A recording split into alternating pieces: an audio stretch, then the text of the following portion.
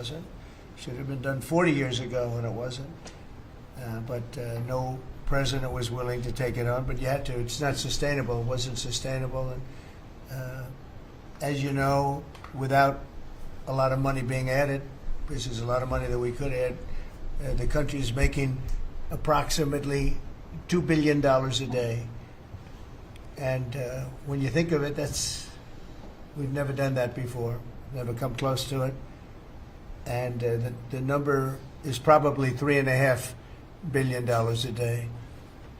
And that makes us a very strong country. But we have Scott here and Howard and some of the people that are working on deals. And the biggest problem they have is they don't have enough time in the day. Everybody wants to come and make a deal. And we're working with a lot of different countries. And it's all going to work out very well. I think it's going to work out really very well. But we're in good shape. There's no inflation. There's very little inflation. And I went 4 years without inflation, and I took in hundreds of billions of dollars from China and others, taxes in China. But we took in hundreds of billions of dollars a year from China, and we had no inflation, essentially. So we think we're in very good shape. We think we're doing very well. Again, there'll be a transition cost and transition problems, but in the end, it's going to be a beautiful thing. We're doing again what we should have done many years ago. We let it get out of control, and we allowed some countries to get very big and very rich at our expense, and can't let that happen. It's not a sustainable formula. So I wanted to just thank everybody at the table, and maybe I'll go around and ask some of you a little short couple of answers. Pete just got back from Panama, and he's been all over the place, and you want to give us a little report on that and whatever else you might have to say. Everyone at this table is doing an incredible job, by the way, I have to say. Incredible. And the relationships it's like they're friends. They're really, the relationships are very strong, really good, really strong. And these meetings are very good. And I think, I don't believe there's any other president that allowed the press to come into a meeting such as this. These are very sacred meetings. These are very private meetings, but we have nothing to hide. And I think it's good. I think it's a good, we want to be, a word you like to use, Jeff, is transparent. So we want to be transparent, and we'll do that by starting with Pete. Go ahead, Pete. Yes, Mr. President, we just got back from Panama last night. We were at the Panama Canal with their Southcom commander ships, F-18s, troops, and signed a couple of historic deals. One which is with the Panama Canal Authority, a framework for U.S. vessels, first and free through the Panama Canal. Right.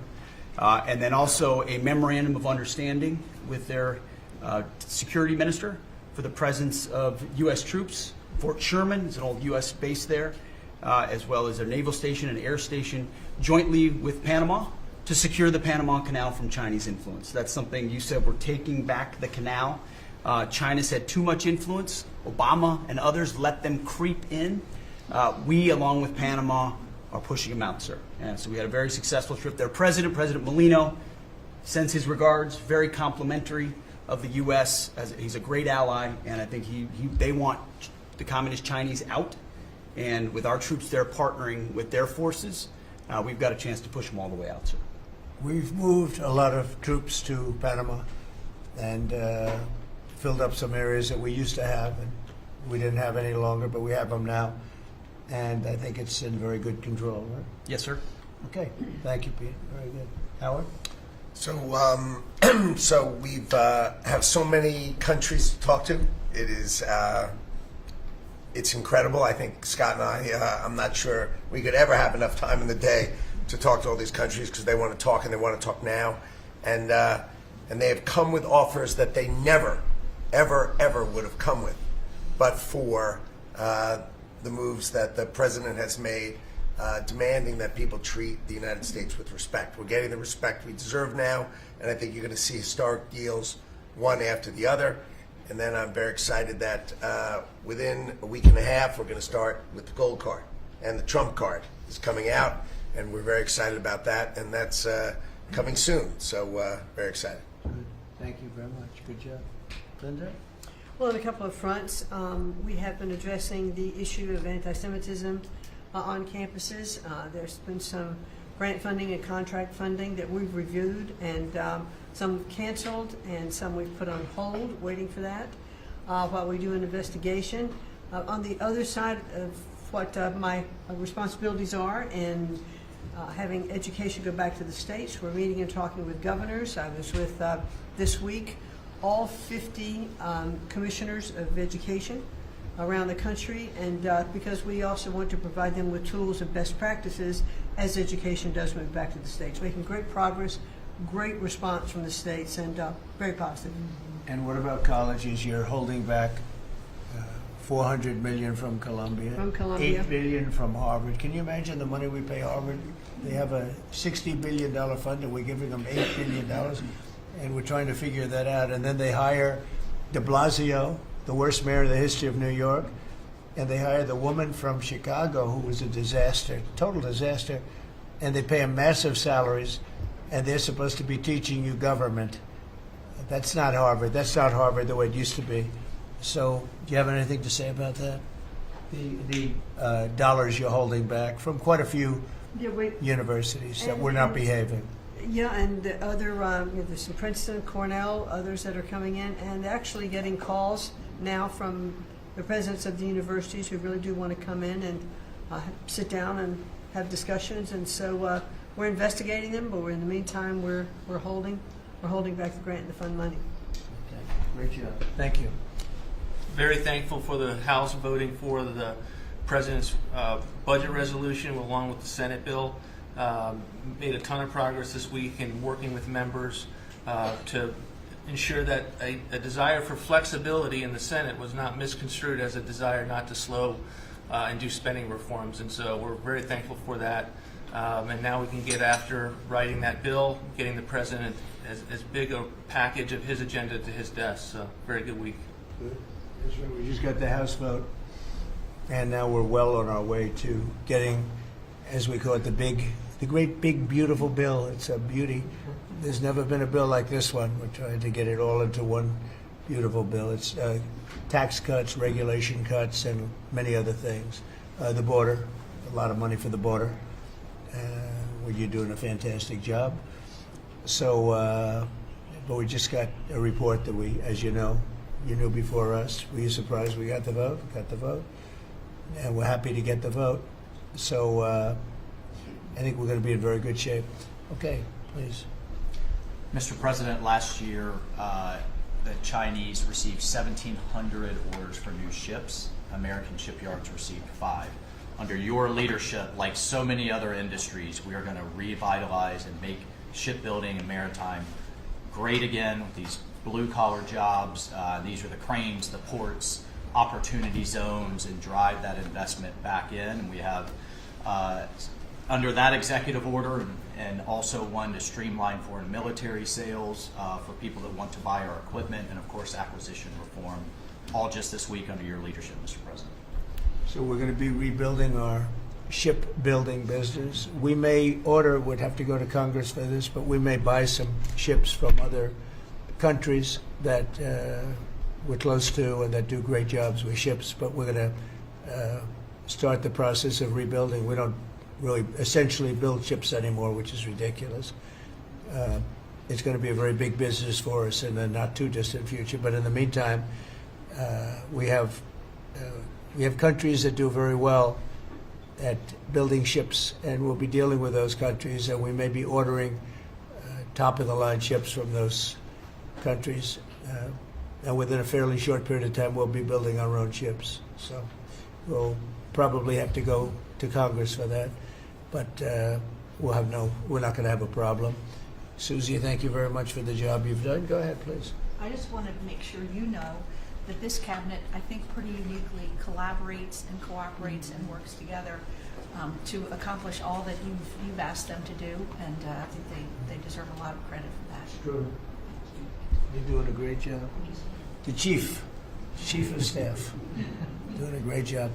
Lee, go ahead. Mr. President, the Biden EPA was strangulating the economy. The Trump EPA understands it's not a binary choice. We can protect the environment and grow the economy. Working with Doge and Elon Musk, we've now canceled $22 billion worth of grants. And we have launched what is the largest deregulatory action in the history of the country, just in one agency. That's how much of a mess the Biden EPA left us. It is going to end up reducing the cost of living. It's going to create jobs. It's going to make it easier to purchase a car. It will be easier to heat your home. We're proud of this effort. The effort that we have is fulfilling the mandate that you earned from the American public. Clean air, land, and water for all Americans, unleashing energy dominance, permitting reform, advancing cooperative federalism, making America the AI capital of the world, and bringing back American auto jobs. When you called me that day asking for me to take this position, I was honored. And you were very specific and clear in what you wanted us to accomplish. We understand our mission, and at the Trump EPA, we're going to make you proud. Great job.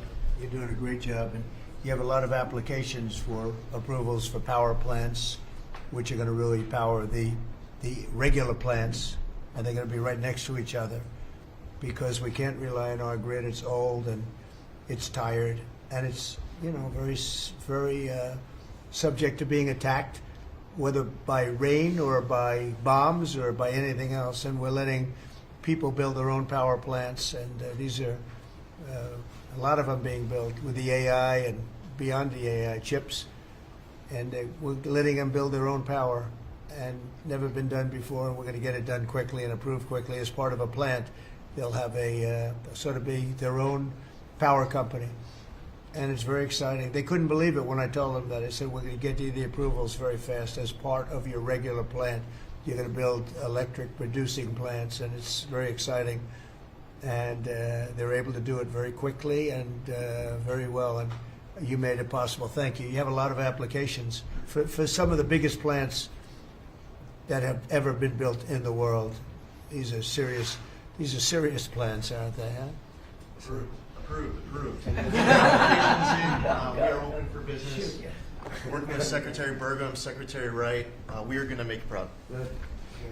Sean? First off, Mr. President, it's Brooke's birthday today, so she keeps getting younger, so happy birthday to Brooke. Thank you. I want to thank you as well for the shipbuilding at EO. Again, to build ships, you also need mariners to sail those ships. I was just up at Kings Point for the Merchant Marine Academy a couple days ago, and we have some of the greatest young men and women who are learning how to be mechanical engineers, to rebuild and fix the engines on those ships, but also how to sail ships. I would tell you that over the past decades, this academy has become, it needs some love. It's been a little bit dilapidated. We have to invest in sailors, and I appreciate you taking the initiative. To be a global power, we have to build ships and have sailors to sail those ships. These are the very people that help Pete should we come into points of crisis to support the military. So thank you for that. Number two, the last administration announced 3,200 projects, big, beautiful roads and bridges. Most of them are good. But they announced them, they didn't sign a grant agreement. 3,200, so the money doesn't go out the door to build the infrastructure in the country. And it's fun to do an announcement. It's actually the harder work to put together these grant agreements. So we're doing the work right now at DOT to get these grant agreements done and build the projects. Most of them are good. And they also put in all of this green and social justice requirements on roads and bridges. We're pulling all that out and putting the money toward the infrastructure, not the social movement from the last administration. Good steel, right, as opposed to green paper mache. Okay, thanks. Great job.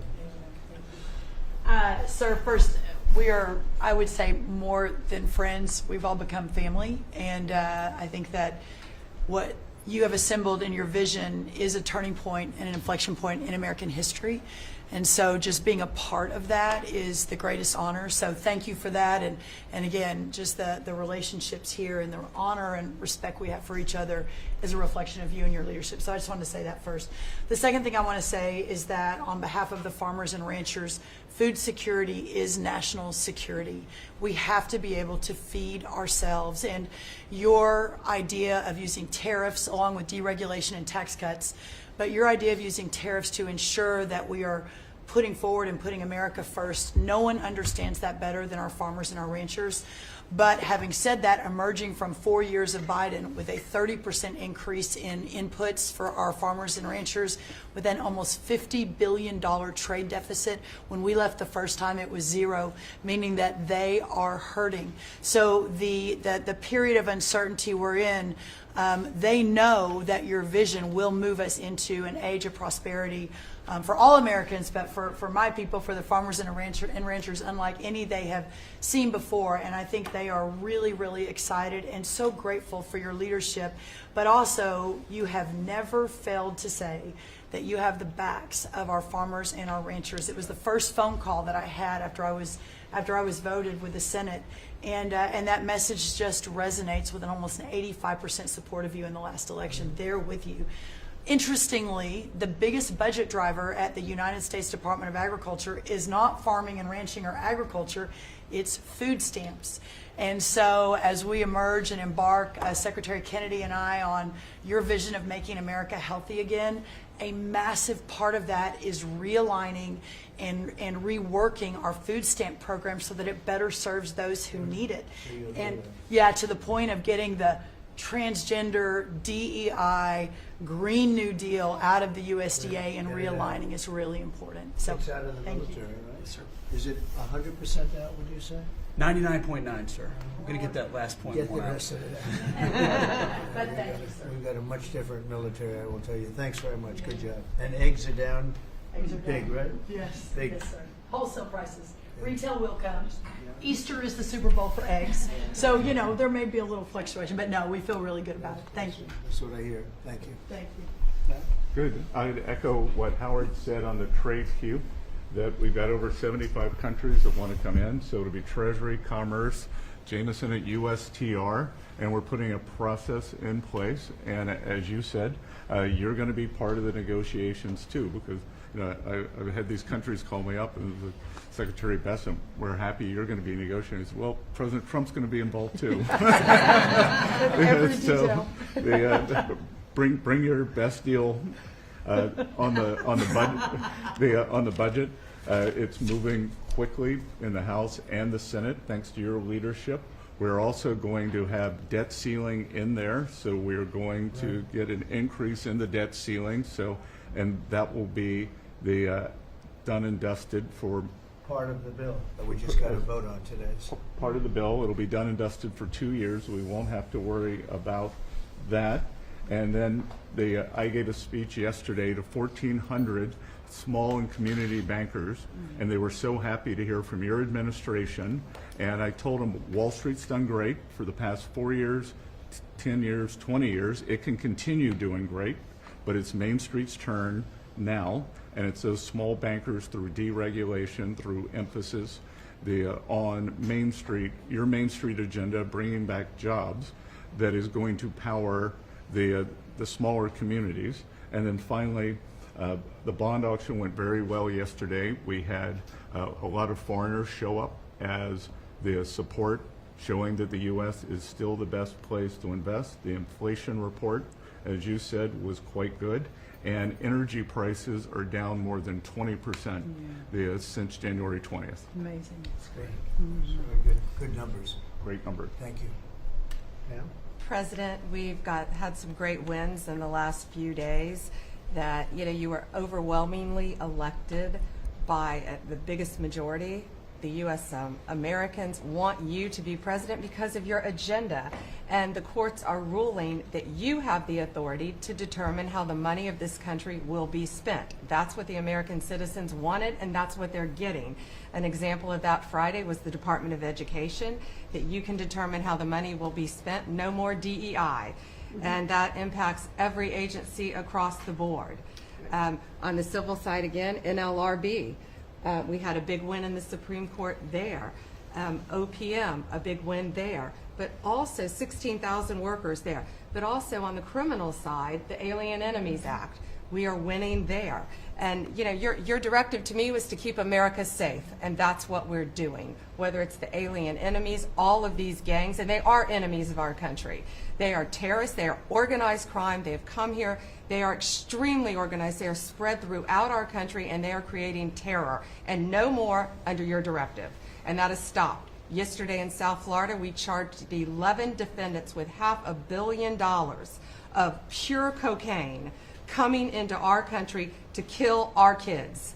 They were caught. They will be prosecuted to the fullest extent of the law. These gang members are going back to where they came, or they're going to an El Salvador prison at your directive. And, you know, you also gave us a directive to prosecute the people who are going after Tesla to the fullest extent of the law, some of the greatest police work I've seen. We've made 4 arrests. There will be no negotiations at your directive. They're all looking at 20 years in prison, and within the next 24 hours, you're going to be seeing another huge arrest on a Tesla dealership, President. And that person will be looking at least 20 years in prison with no negotiations. That's great. That's great. That will stop it cold. Domestic terrorism. Thanks. Doing a great job, too. Thank you very much. Lori, please. Mr. President, accountability matters. That's what we're recognizing. With our partners at the Department of Labor for Government Efficiency, just a few weeks ago, we realized there's about $4.4 billion in COVID funds that were not used, that the state coffers were just holding on to. Out of that, we've returned $1.4 billion back to the state treasury, so essentially to the American people, and we'll go back and claw the rest of those billions of dollars back. And on the heels of that, late last night, we're understanding unemployment insurance fraud. That trust needs to be whole for the American people. When we need it for who deserves it. That's not what we're seeing. In the numbers that we saw last night, again, exposed by our partners at DOJ at the Department of Labor, since 2020, over $400 million of payments have gone out already. And when you hear these numbers, apparently in the United States, we have over almost 25,000 people who are over 115 years old who are collecting $59 million that we have sent out to people. Talk about fraudulent behavior. Mr. President, 28,000 people between 1 and 5 years old have collected fraudulent payments at the tune of $254 million has gone out. And lastly, 10,000 people who have not been born yet, 15 years into the future, $69 million, and they haven't even been born yet. In one case, they will be born 129 years from now. The United States government sent them $41,000, and they're not born yet. So, under the Department of Labor, those are the things that we're uncovering. I couldn't be more honored to tell the American people that we're bringing back their dollars and we're saving them and returning them to the United States Treasury. Also, jobs numbers. Last Friday, 228,000 new jobs were reported. That is good for the American people. That is my primary job, is to grow that workforce under your leadership. So we've kicked off the America at Work tour, and we'll be visiting all 50 states, and I'll be working with my colleagues here to do just that. So thank you, Mr. President. We're going to grow this economy. We're going to keep our focus on the American worker. So you're finding tremendous fraud, though. Those numbers are really bad when you're Unheard of. over 115 years old. And I think you had mentioned the oldest person in our country is 114 years old. That's pretty good. A woman living in Pennsylvania, but apparently there's 24,000 more of them that are 115 or older that we're I hope you giving hear things that. to. So we have 24,000 older than the oldest person. Definitely good. We've got an extension on that, another 5 years. And so the goal, in my opinion, we should never have a statute of limitations to return the American dollars back to the Treasury when there's fraud. But at this point, we will continue to work hard and double down and return those dollars to the Treasury. Great. Thank you very much. Thank you. Great job. Christie? Well, Mr. President, thank you for your leadership at the border. For the second month in a row, you have broken the record in the history of the nation for the lowest number of encounters at the border, which is absolutely remarkable. You have said that America's laws matter and that they'll be enforced, and we're hard at work now to get people to go back home that are here illegally. So the Alien Registration Act has been in place long enough now that those individuals that are here illegally, if they haven't registered, then they can be charged criminally, and they can face fines up to $1,000 a day, and face deportation if they don't go home, and they'll never get the chance to come back to America. So we're encouraging people to use the CBP Home app to register, and we're working on the resources and funding to buy them a plane ticket to send them home. I went to El Salvador, Colombia, and Mexico, and those countries and others are thinking about setting up programs to support these individuals when they get back to their countries. So when they get there, they'll have housing and food assistance, and so making sure that these folks have the opportunity to go home so that they can get the chance to come back to America is important. And So it's a very big self-deport operation that we're starting. thousands of people have already Yeah. self-deported. Well, we're just going to, when you had 21 million people that need to go home because they're here breaking our laws, then we need to facilitate that. And I've been working with the governors a lot lately on several different issues. One of them has been on FEMA for recommendations on how to do exactly what you've directed us to do. And then also I sent a letter and communicated with them that they need to be setting up a SCIF. Some of our governors don't have secure facilities to have national security issues. I think one of the jobs Homeland Security has is to give communication down to states, to local cities and communities. And so recommending they get a SCIF, they have secure comms with them at all times or nearby so that they can have national security conversations, and then to have somebody in their office designated that is their communications person. A lot of them have emergency management officers, but they don't necessarily have somebody designated when it comes to a national security issue that we may need to communicate with them on. And I think American people need to know that Real ID will be required to travel on May 7th. So those governors have been notified to communicate that at home. We don't want anybody to get delayed and not be able to travel when they get to an airport. And this will also help us bring integrity back to all of our IDs and how they're used for issuing driver's licenses. And governors know how I feel about making sure their driver's licensing system has integrity, because a lot of people use their driver's license to vote. And the backbone of our country and the foundation is election integrity. So we're giving all those directions to our governors and communicating that so they can lead on it as well. And we're going to work with people so that if they go out in a nice way and go back to their country, we're going to work with them right from the beginning on trying to get them back in legally. Is that right? The chance to come back. So it gives you real incentive. Otherwise, they'd never come back. They'll never be allowed once a certain period of time goes by, which is probably going to be 60 days.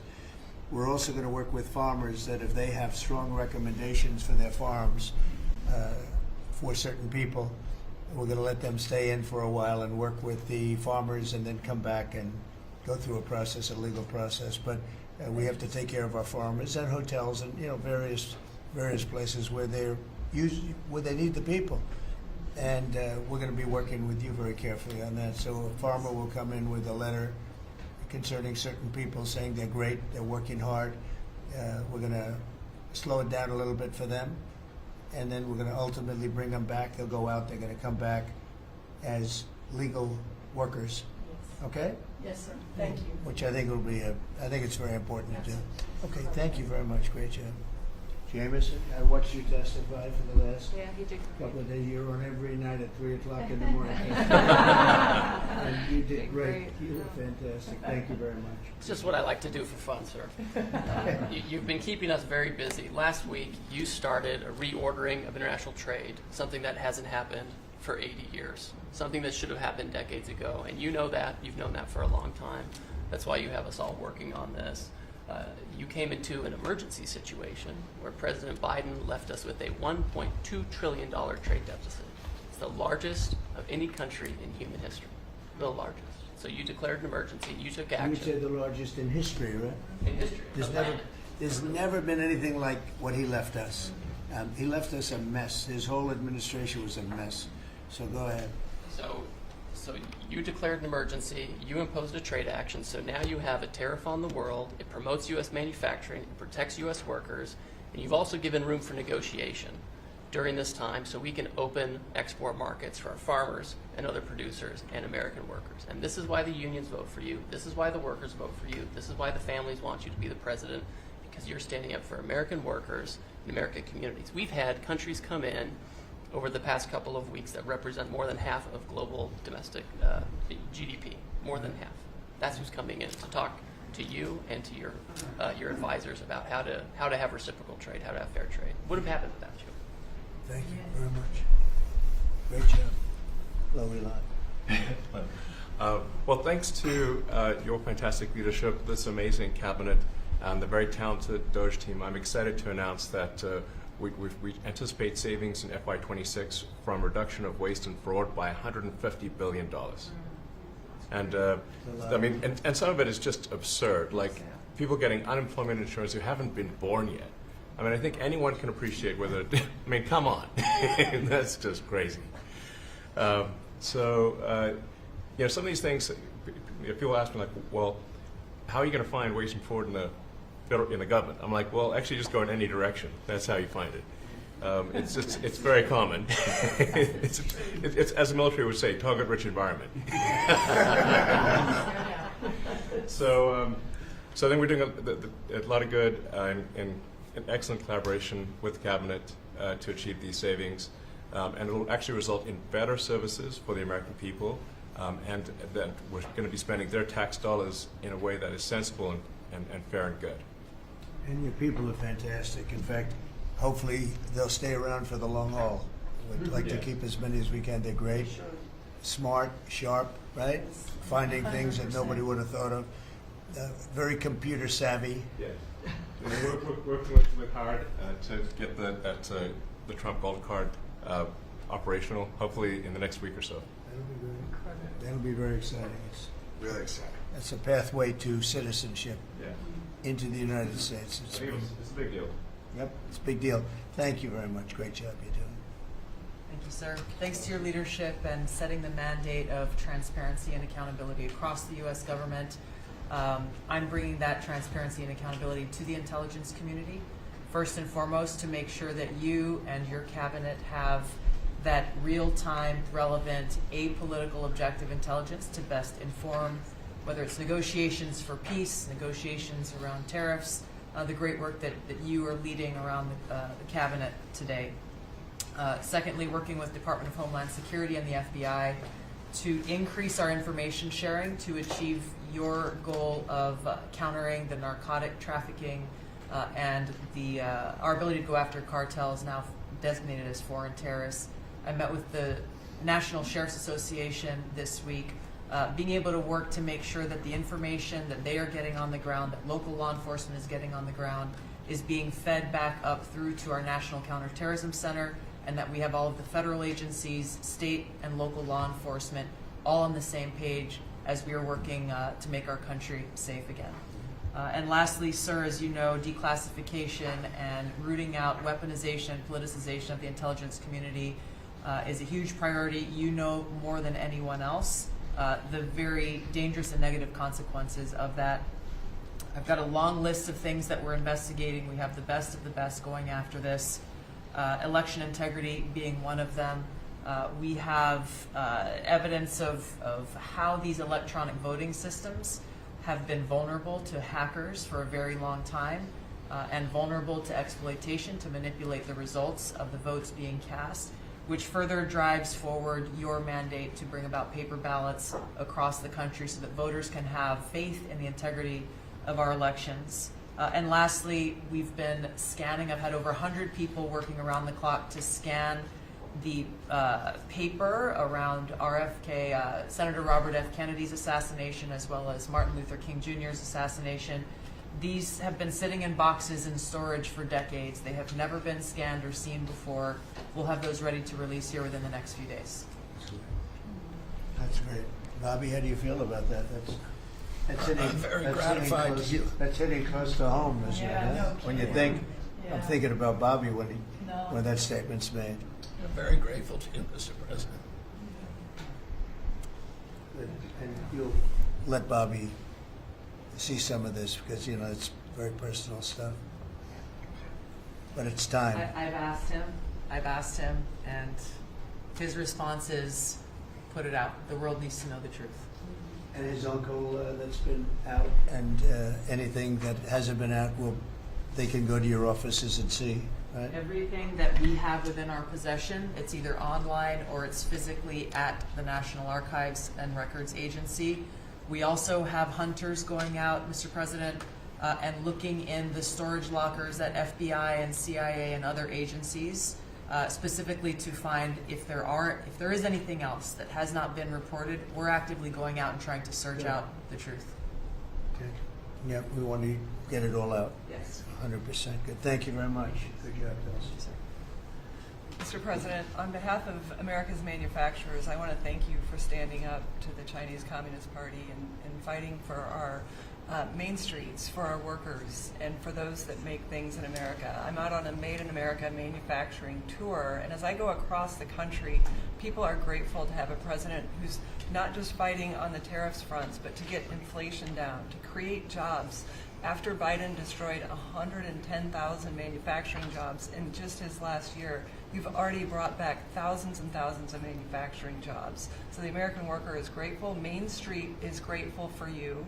And at the agency level, we're making sure that manufacturers have access to the capital they need, but we can't do that if we're not fighting fraud. So we've modified our loan applications to have citizenship verification, to make sure we have birth dates, common sense principles around lending that the Biden administration had waived. They waived $450 million of fees in 1 year. We're restoring that for the American taxpayer. And the American taxpayer, as tax day approaches, April 15th, they need to know that this cabinet, this administration, and thank you Elon Musk and Doge for fighting for the American taxpayer to make sure that their hard-earned dollars are well spent, that they have a return on investment for this country, and that we're fighting for them just as you are every single day. So thank you, Mr. President. Thank you very much. Mr. President, we are working at HHS to advance your agenda to make America healthy again. I'm working with Lee Zeldin to reassess the fluoride rules based upon the August release by the National Toxicity Program of new science that shows a direct inverse correlation between exposure to fluoride and IQ loss, particularly in children. Lee and I were in Utah this week, to announce that Utah became the first state in the country to ban supplemental fluoride. I'm working with Brooke on, and governors now in 24 states who are advancing MAHA legislation to get soda pops off of the food stamp program, off the SNAP program. We've launched Operation Stork Speed to get the bad chemicals out of baby formula. We're working with governors across the country to get good food into the school lunch programs and to get rid of food chemical dyes and other bad chemicals that are in our food. We've shown now that this directly affects academic performance, violence in the schools, and mental health, as well as physical health. We are working with governors across the country to get cell-to-cell or bell-to-bell legislation to restrict the use of cell phones in schools, which again dramatically impacts academic performance. Today we announced a dramatic reduction in animal testing at NIH and FDA. We're going to switch over to AI, which we've now found is much more precise in identifying the impacts of toxics in various products. We're working with Elon, who's done an incredible job to eliminate the redundancies and to streamline operations at all the health agencies and to recalibrate our trajectory to your agenda of making America healthy again. And finally, on the CDC has done an amazing job at getting the measles outbreak under control. We have about 680 cases now in 22 states, compared to the same outbreak in Europe, which is 127,000 cases and 37 deaths. Our numbers in this country have now plateaued. And I want to thank CDC for that. And we're trying to refocus the press. We've had 3 measles deaths in this country over 20 years. And we're trying to refocus the press to get them to pay attention to the chronic disease epidemic as you've asked us to. We have now 38% of American youth are pre-diabetic. This was unknown 30 years ago. Every child that becomes diabetic, there should be a headline about them. We have 100 million adults who are pre-diabetic or diabetic. And we have, we have now, the autism rates have gone from now, most recent numbers we think are going to be about 1 in 31, 1 in 12, so they're going up again from 1 in 10,000 when I was a kid. And we are going, at your direction, we are going to know by September. We've launched a massive testing and research effort that's going to involve hundreds of scientists from around the world. By September, we will know what has caused the autism epidemic, and we'll be able to eliminate those exposures. So big. Think of that. So it was 1 in 10,000 children had autism, and now it's 1 in 31. Not 31,000, 31. That's a horrible statistic, isn't it? And there's got to be something artificial out there that's doing this. So you think you're going to have a pretty good idea, huh? We will know by September. There will be no bigger news conference on that. So that's it. If you can come up with that answer where you stop taking something, you stop eating something, or maybe it's a shot, but something's causing it. It can't be from 10,000 to. Can you imagine that, Marco? That's a big number. Thank you very much. You're doing great. Thank you, Bobby. Please. Doug. Well, Mr. President, one of your primary administration goals is to make sure that we unleash American energy, and of course the strategy behind that is when we do that, it helps make it more affordable for all Americans. Energy isn't just industry, it is the foundation of every other industry, whether it's food, manufacturing, clothing, transportation.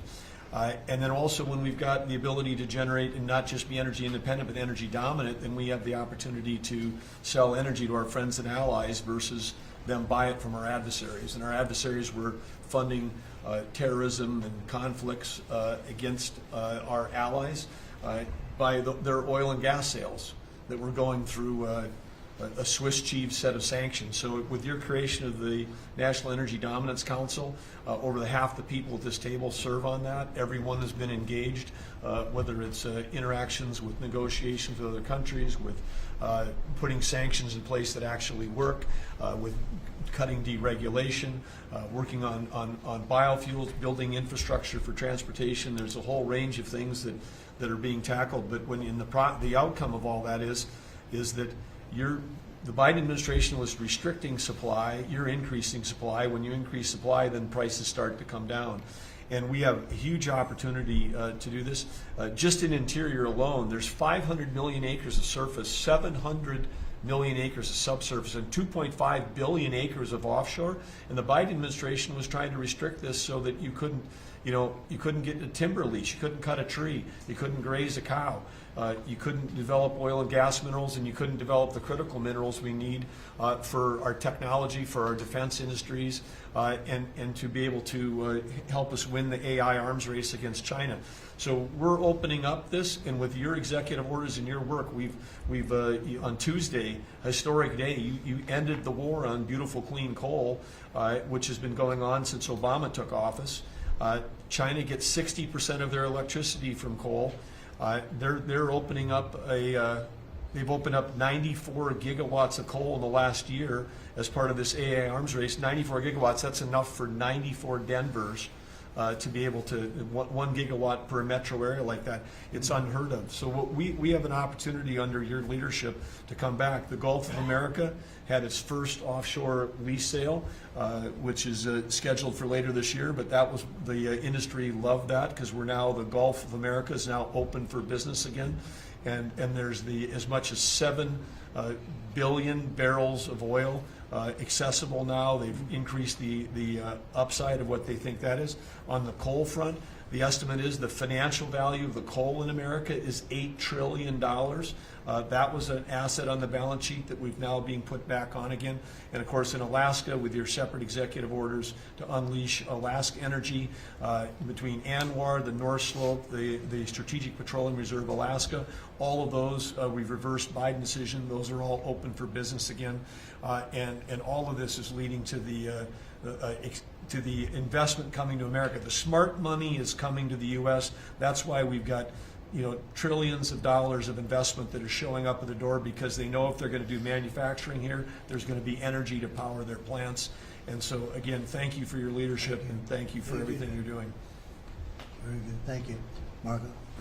Well, Mr. President, one of the most important things I believe you'll achieve in your presidency is reordering the world in a proper way. For 31 years, more than 31 years now, multiple administrations have allowed the Chinese to deindustrialize this country, to take away jobs and factories and the pillars of our national strength. And what you're doing now, I think, is a great service to our country, but ultimately to the world. And I want to congratulate you and your team that's working on that, because it has extraordinary geopolitical implications, as you see from all these other countries that are now coming here and wanting to join something that actually makes it's crazy to allow these. I mean, basically, we lived in a world where Chinese companies can do whatever they want in America, but our companies cannot do anything over there unless they allow it, and even then they steal our stuff and reverse engineer it. So just reordering all of that has dramatic implications on peace and security of the world. So we thank you. An important meeting, thanks to you, is going to happen on Saturday for the first time in a long time. There'll be direct talks between Ambassador Woodcock and a top-level leader in Iran. We hope that'll lead to peace. You've been very clear what Iran is never going to have is a nuclear weapon, and I think that's what led to this meeting, and we'll wait for him to come back from it, and we're hopeful about that. I would also say that we are receiving, and I think the Department of Homeland Security can confirm this, historic cooperation from countries all over the world. Number one, in taking back their citizens.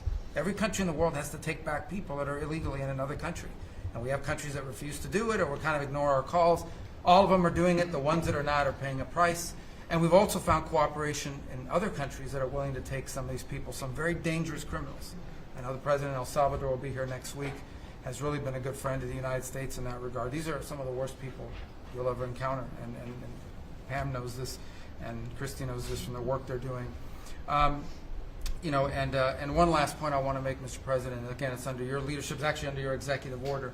If you come to this country as a student, we expect you to go to class and study and get a degree. If you come here to vandalize a library, take over a campus, and do all kinds of crazy things, we're going to get rid of these people, and we're going to continue to do it. So when we identify lunatics like these, we take away their student visa. No one's entitled to a student visa. The press covers student visas like there's some sort of birthright. No, a student visa is like me inviting you into my home. If you come into my home and put all kinds of crap on my couch, I'm going to kick you out of my house. And so, that's what we're doing with our country, thanks to the president. And last but not least, very important development this week, but both Pam and I were very excited.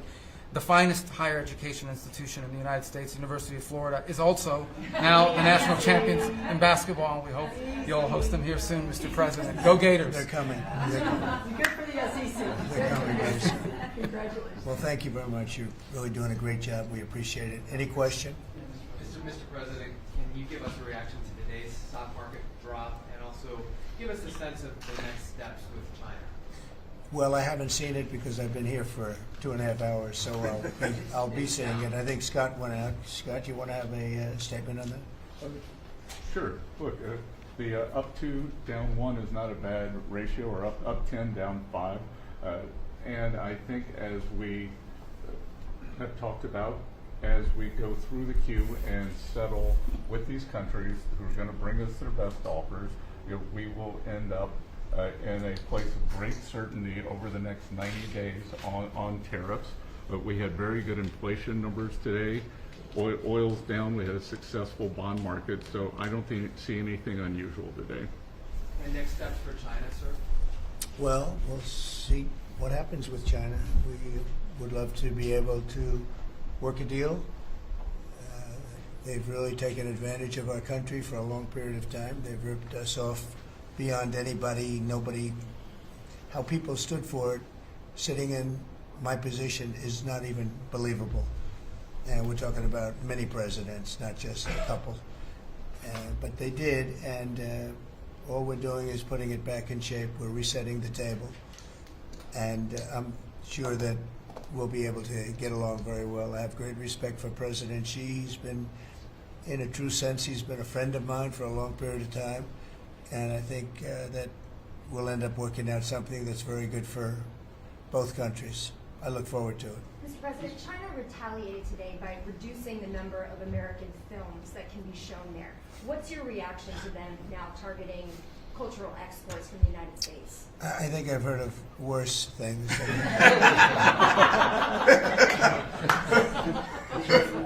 Yes, please. Also on China, the Ukrainians say they have evidence that Chinese soldiers have been found fighting for the Russians in Ukraine. Can the U.S. verify this? And if so, what does the U.S. plan on doing to China to counteract that? We'll look into it, but I think beyond that, we're really looking to get that war stopped. They're losing 2,500 and even more than that young people a week. They're Russian and they're Ukrainian. They're not American, but they're people. And we're seeing if we can get it stopped. And I think we're making progress. I appreciate the ballerina who was released. It was at the request of a very good friend of all of ours, actually. Dana White called me and he said it's the friend or the relationship of one of the fighters for UFC or one of the fighters. And Dana's an incredible guy, and we spoke to President Putin about it, and they made a deal. They released the young ballerina, and she is now out, and that was good, so we appreciate that. We hope that we're going to be able to make a deal relatively soon with Russia and Ukraine to stop the fighting. It's so senseless. It's such a horrible thing. It would have never happened if I were president, but it did happen, and we were given that card. And I think we're going to get it. I think we're going to get it stopped. Got to get going. We got to get it. We have to move it faster. Likewise with the hostages, we're making progress. We, there's 59 hostages, but only 24 of them are living, and that's the way it's been presented to me by the mothers of some of the dead, mothers and fathers of some of the dead hostages, and they want the bodies of their baby, as they say, their baby, their young boys. They want them back as much as if they were alive. It's amazing, because when I met the hostages 2 weeks ago here, I couldn't believe what they had to go through, by the way. But when I met them, they said, yeah, there's 59, but 24 are living. And they actually consider, I guess if you're a parent, you do consider it this way, that the remainder who are dead, the 24 that are alive, the remainder that are dead, they want them back just as much as they would want them back if they were alive. It's really pretty amazing and pretty sad. So we're getting close to getting them back. We have a lot came back. A lot of people are very grateful. Some came back in pretty bad shape. Some came back, they're okay. I think they're going to be scarred mentally for a long time, because if you sit down and talk to them, as I have, what they went through is incredible. But we're making progress. We're dealing with Israel. We're dealing with Hamas, and it's a nasty grip. Mr. President, how close are you to the first country coming to actually make a deal with the United States over tariffs? Is it days, months? Well, I think it's very close, but we have to have a deal that we like. We don't want a deal that's going to be a bad deal, or I could make every deal in one day if I wanted to. I could do this in one day. I could just say, here's what we'll do. And I was saying to the people before, to Scott, mostly to Scott and Howard, and some of the other people that work with us on the negotiations. We have a lot of law firms that have paid me a lot of money in the form of legal fees. We're going to probably use those firms to, if we can, I think we can. I'll make a contribution to the country, but they're great firms. They're the best firms, the biggest, and really the most prestigious. And we may be using them to help you guys out, because you're going to need a lot. She's working on criminal stuff, and I think that's going to be her focus more than anything else. So we'll find out if we can do that. But we have a lot of lawyers that you've been reading about where they paid $100 million a firm on average. Now we have the final 4 or 5 are at $125 million. So I have a lot of legal fees I could give to you people. And we might as well use them. Hopefully I won't need that many legal fees or that much. I may. Who knows? After it ends, after after we leave, maybe I'll need it, but if I do, it's not going to be very So pleasant. within months, then, sir? So I think we're going to try to use these very prestigious firms to help us out with the trade, because we have a lot of countries, but we want to make deals that are proper for the United States. Not just we can make deals easily; we want to make them proper. Mr. President, if you aren't able to reach the deals that you want to see at the end of the 90 days, will you put those higher tariffs in place, or will you extend Well, that's pause? what would happen. I mean, if we can't make the deal that we want to make, or we have to make, or that's good for both parties, it's got to be good for both parties. You wouldn't. And then we go back to where we were. go back to the numbers that you Yeah, announced last week. I think so. You wouldn't extend the pause. Yeah, we'll have to see what happens at that time. Thank you, Mr. President. You said yesterday you were considering some exceptions for companies. Can you talk about what you're considering? And then also on the reciprocal tariffs, that it'd be substantially lower. Is the same math formula going to be used, or is that tossed out? I'm not considering now for any country or company, but it's possible that I would. But I'm not. We don't have that situation right now. People understand where we are, what we're going to do, but it could happen. It's called flexibility. You have to have certain flexibility. Mr. President, what are you planning on using the money that you're gaining for revenue through the tariffs on? Paying down national debt, reducing taxes, creating good budgets, helping Christie with the border and all of the other things. I built hundreds of miles of wall, as people now understand, 571 miles of border wall in the first administration. But we're going to beef it up, and we're going to add more. And the numbers are incredible. Really, the numbers are what's taken place. We had great numbers, but these numbers are topping my last administration.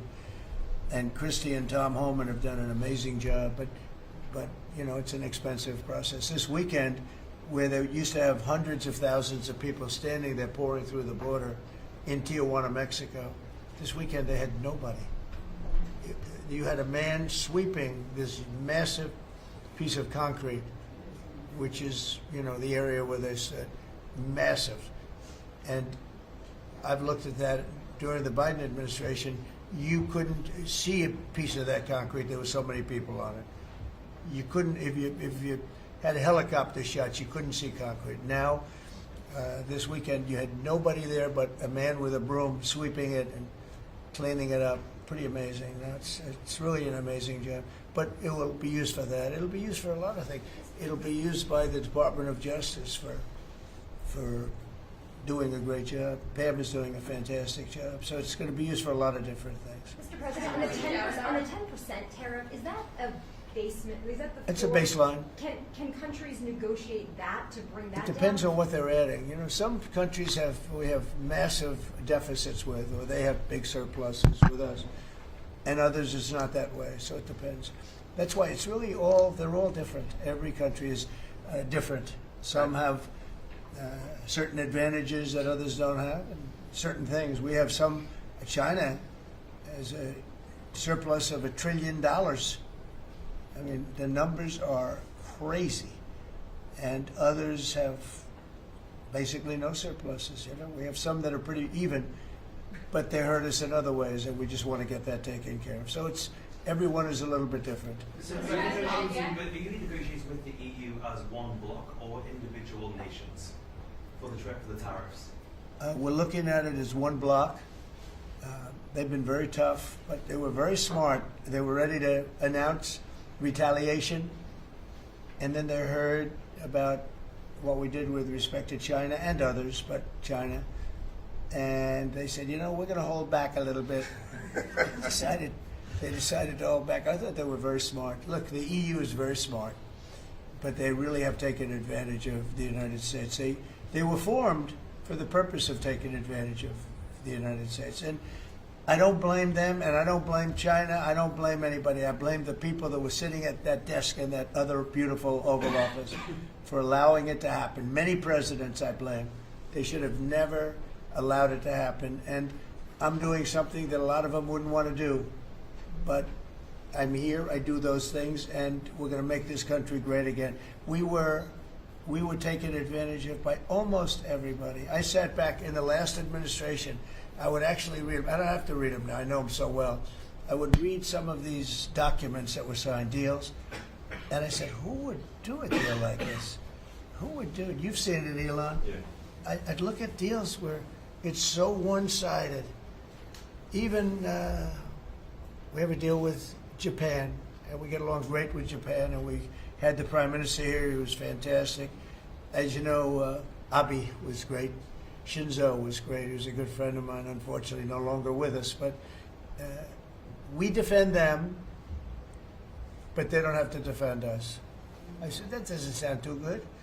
But we have a deal where, a defense deal. We pay hundreds of billions of dollars to defend them. But if for any reason, in other words, we pay all the money. They don't pay anything. But if we're ever attacked, they don't have to do a thing to protect us. I said, oh, that sounds like a wonderful deal. So that's just one out of thousands. And I just wonder who did this. And it's people that either hate our country or didn't care, an expression that you use. I think it's really a lot of them didn't care. It's just hard to believe how bad they are. Now that's a little bit of a defensive deal, but I'm talking about trade deals, the same thing. They're so bad, you would say, how come? And even when I'd renegotiate, like I'd go to a country, they'd give me everything I asked for. I said, why didn't somebody ask for it like originally? They give me everything. I think when they were negotiating, they didn't care, or they didn't ask, or they were shy, or they were very stupid, or they hate our country. Yeah, go ahead, Jeff. You were speaking about Japan. Can you clarify what your vision is for U.S. Steel? You referenced it yesterday. Yeah. There's some questions about what you actually want to see Sure. happen Look, with that. U.S. Steel is going to do very well now because of tariffs, and I don't know why they even need a deal. But the only thing is, U.S. Steel, if you go back 80 or 90 years, that was a behemoth in this. That was our biggest, most. If we were around, we would have been very proud of it. Today, we have different types of companies that are big. Google, it's not the same as U.S. Steel, and I love Google, and I got to like the people that run it. They're very capable people. They didn't like me so much in the first administration, but they like me a lot now. I don't know what happened, but I like them. But I think they would be the first to admit, when I envisioned, you look at some of those steel factories from 90 years ago, it was a different kind of a country, but they were miles long. Today you see just empty hulks. Those hulks are going to be filled up very soon because of what I'm doing with tariffs. It was a different kind of a thing. But if I didn't do that in the first term, my first term, if I didn't put tariffs on, we would have, because China and others were dumping steel, billions of dollars of steel. Our steel companies were all closing. Every fact, we wouldn't have one steel plant open. And now we have a steel industry that's doing very well, but soon it's going to be thriving, really thriving. And those factories are going to be filled up, but more importantly, they're going to build brand new ones. Nucor and so many other companies call me, Nucor being a big steel company. They're building massive new steel plants, and it's great. And likewise, car companies. We have many, many car companies. 3 of them, I'm not looking to hurt Mexico, and I like Mexico. And by the way, I think the new president is a terrific person, a fantastic woman. We've had many conversations. She's a very elegant, just a fantastic person. And she's been very nice, very, very nice. But I'm not looking to hurt them, but we have 3 car plants that were under construction in Mexico. They stopped constructing, and now they're going to build in the United States because of tariffs. See, we should have never let this happen, because whoever it was that was president at the time, we lost 90,000 plants and factories since NAFTA. 90,000. It's not believable. How about that, Lori? You're in that sort of world of factories and Build back plants. manufacturing, construction jobs, bring those workers back home. That's right, we're going to bring them all back. But think of it, from that period of time, which isn't so long ago, we lost. I said the other day, if you had a map on a big wall like this, and if you had pins, 90,000, I don't know if you'd have enough. I don't think you'd have enough room on the map to put the pins. 90,000 factories that we've lost since NAFTA. And it's not even, and about 6 million jobs, really I think probably a lot more than that, but they say 6 million jobs. We're going to bring many of that back. I think we're going to bring more than all of it back. We're going to be better and stronger than ever before. But if a president, when they were leaving, said, look, you can leave, but if you're going to build a factory someplace else, and you think you're going to come and sell your steel or your car or any product that you make, your pharmaceuticals, which we're going to do, we're going to get them all back. But if you think you're going to just, all they had to do is say this, and they wouldn't have left. You know, I said it the other day. I said it with respect to, I made a speech a year ago, and I told them if I win, we're going to charge a big, big tariff at the border. And people were thinking about building in Mexico a car plant. And I said, we're going to have a big tariff. So if you want to build a car, you're going to have to pay 25% more than the cost of that car. You're going to have to pay 25% tariff at the border. They would have never left. They could have kept everybody. If a president said, if you leave this country, you leave Michigan, you leave Detroit, you leave anybody, any of our states, because to me they're all the same. I love them all. I love them all, and I probably won them all, but they say I won most of them, but I think I won them all, but that's okay. But all you had to say if you were the president is, if you leave and you think you're going to now fire all those workers, leave all that, you know, everything behind, and you're going to build in another country and sell it any, and no, you're not going to. You're going to pay 50% or 100% tariff. They would have never left. And all you had to say, Marco, all you had to say very simply is, you don't have to write it down. All you have to do is say it verbally. If you leave, you're going to pay 100% tariff. Therefore, don't leave. They would have never left. But they left 90,000 plants. I mean, it's hard to believe that many. It's not, you can't envision it. So just getting back to your, you know, because I'm the great weaver of all time. You know? To weave, you have to be a genius. To go on tangents, anybody can do that. But we'll get back to your original U.S. Steel. U.S. Steel is a big name in this country. You know, Babe Ruth is a big name. We have a lot of big names, but not too many. U.S. Steel is one of the great names in the history of our country. And normally I wouldn't mind so much. I wouldn't be thrilled with it. But to buy for a foreign country, and we love Japan, but for a foreign country to buy that cherished U.S. Steel brand, that's hard for me to do. I mean, somebody else may want it.